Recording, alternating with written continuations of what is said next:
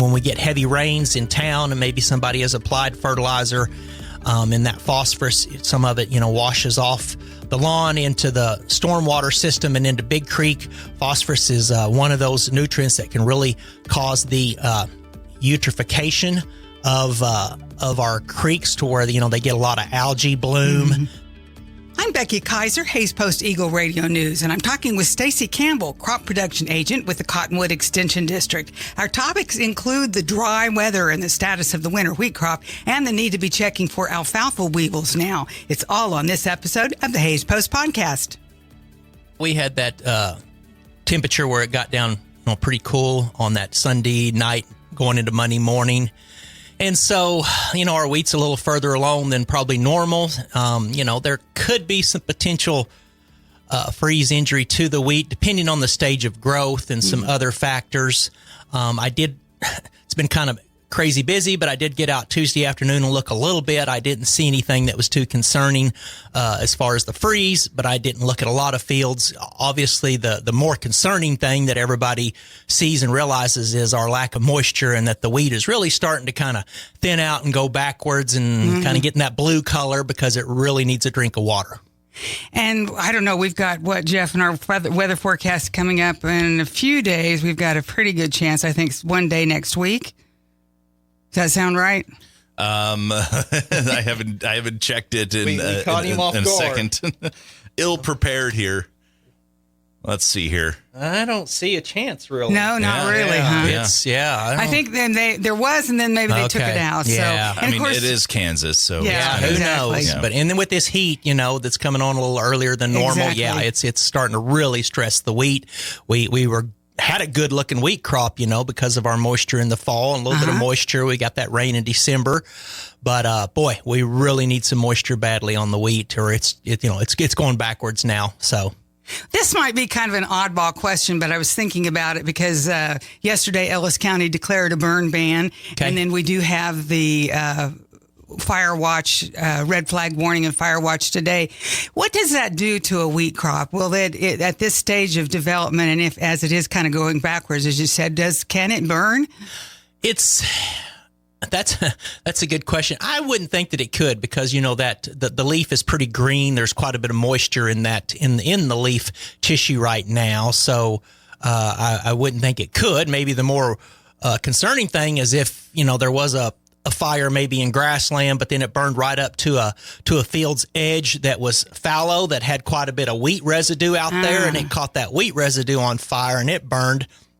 That wouldn't be good for that farmer, because then the soil is bare, and we know that it's best to try to have cover over the soil with residue or growing plants to help hold it, in place when we get our lovely windy days. And, sometimes we're lacking rain, and then all of a sudden we get 2.5-3 inch dump in a couple hours, and then get some water erosion. So that'd probably be the bigger concern right now.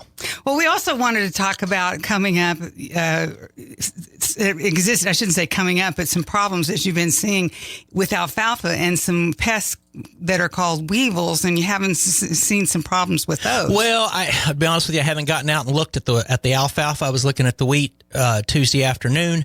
I'm going to try to look at some alfalfa today, but with this, warmer temperatures in the spring that we're having, alfalfa weevils guys need to be out looking at their alfalfa. That's something they usually do have to spray for every year, and may have to spray earlier this year. So when they need to look at those top little leaf terminals of the plant, and if they start seeing some pinholing where they're feeding, they're a tiny little larva caterpillar. They do grow bigger, but at first they're pretty tiny. And if they see enough of that, then they may need to go ahead and spray now. This might be a year where they have to spray more than once. And also leading into that, we have insect management guides for all of our major crops, including alfalfa. So if you're wondering what the threshold is or what the products are out there, you can just Google KSU insect management guide, and you should be able to get that to pull up. They're updated every year.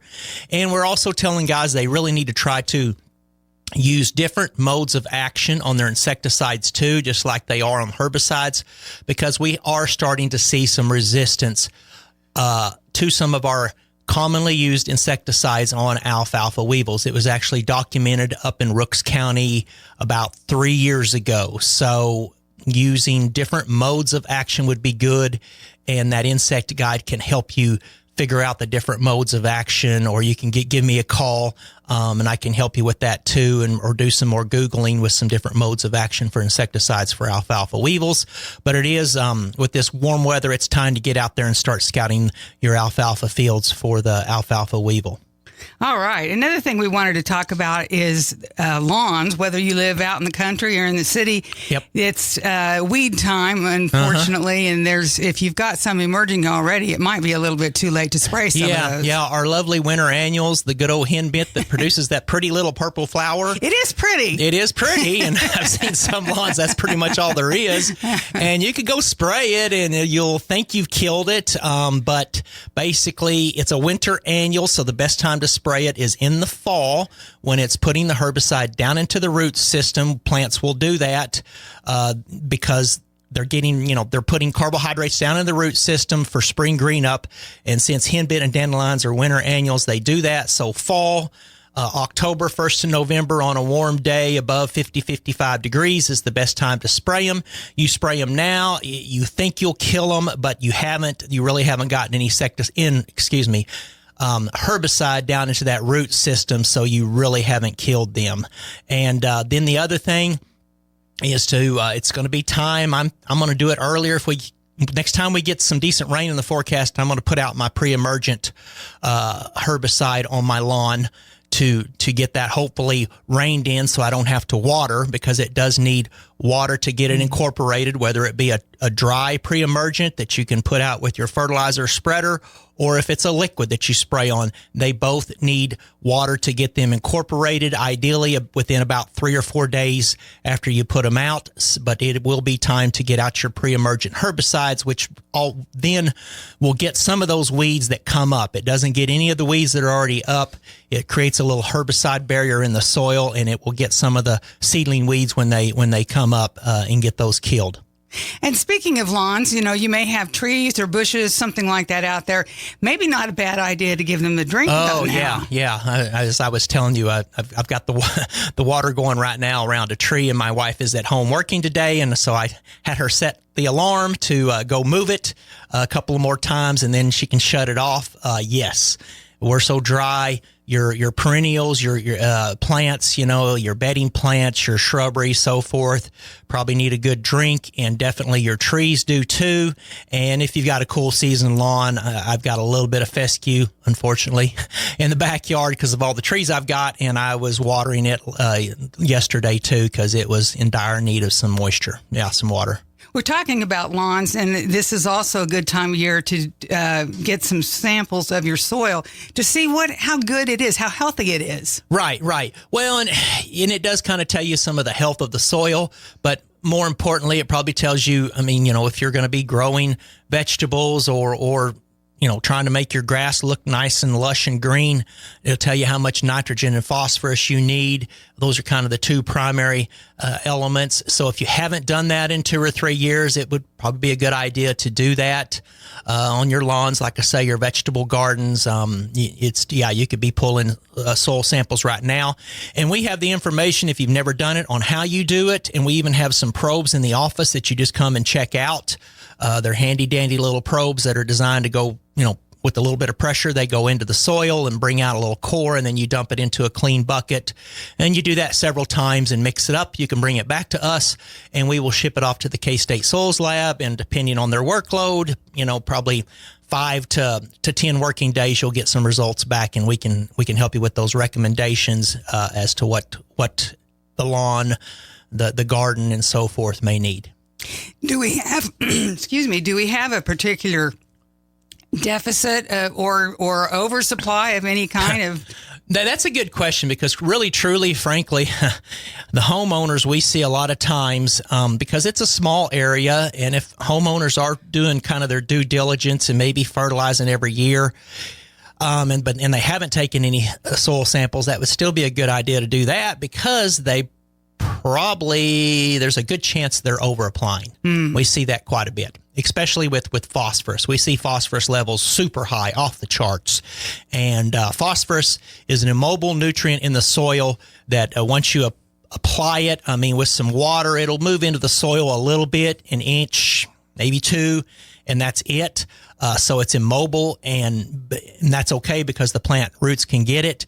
But over time, since it's immobile and it doesn't go ahead and leach down like nitrogen, then if you're over applying, you can just build up a lot of it in the soil. Does it kill the plants? No, but it's just a lot more than you need. And phosphorus, when we get heavy rains in town and maybe somebody has applied fertilizer, and that phosphorus, some of it, washes off the lawn into the stormwater system and into Big Creek. Phosphorus is one of those nutrients that can really cause the eutrophication of our creeks to where, they get a lot of algae bloom. Mm-hmm. So yeah, it's important to once in a while pull some samples and see. Oftentimes homeowners probably have got excess phosphorus. They might need a little nitrogen. One of the things that's probably going to show is that our pHs are kind of high, and they are out in western Kansas. And K-State will make a recommendation to put sulfur down. And you can do that to try to lower the pH. Not a bad thing to do. I will say I'm not saying it's not worth it, but it's hard to get that pH to come down. But over time you can probably lower it a little bit, which can maybe make your plants thrive a little bit better. One other thing you wanted to talk about this morning, Stacy, is some trials that have been going on with grain sorghum fertility. Yeah, we were able to do a large-scale replicated trial, just 2 different treatments last year, but across a quarter-section field with the grower here in the county, using some different products, kind of our standard fertilizers that we use at standard rates, and then a little higher rate. And then also we use some products that we use some products that are out there on the market that they're touting that they can really help. One of them is like a urea, which is a fertilizer that was basically dissolved in water, and then you apply it at about the I believe it was about the 5-leaf stage, and some humic acid, and then some fulvic acid, and we did that, and we compared those treatments, and we didn't really see any results to where it increased the yield by using that product with the melted urea water and the humic and fulvic acid. Also, actually, there was some sugar put in there. I don't know. There's some people out there saying that actual sugar can help. Well, we did all that, and we didn't see any effect of that versus just regular fertilizer. I've got those results. If anybody would like to see them, any farmers, give me a call. Gladly send them to you. Also, I've got an agriculture email list, and I'm actually going to put that out on the email list here probably today, tomorrow. If you'd like to be added to that, give us a shout. We'd love to put you on there. We do not share our email list with anybody we can't. So, and we don't bombard you with emails, just occasional timely ones when we have programs coming up or when I've got some information like that.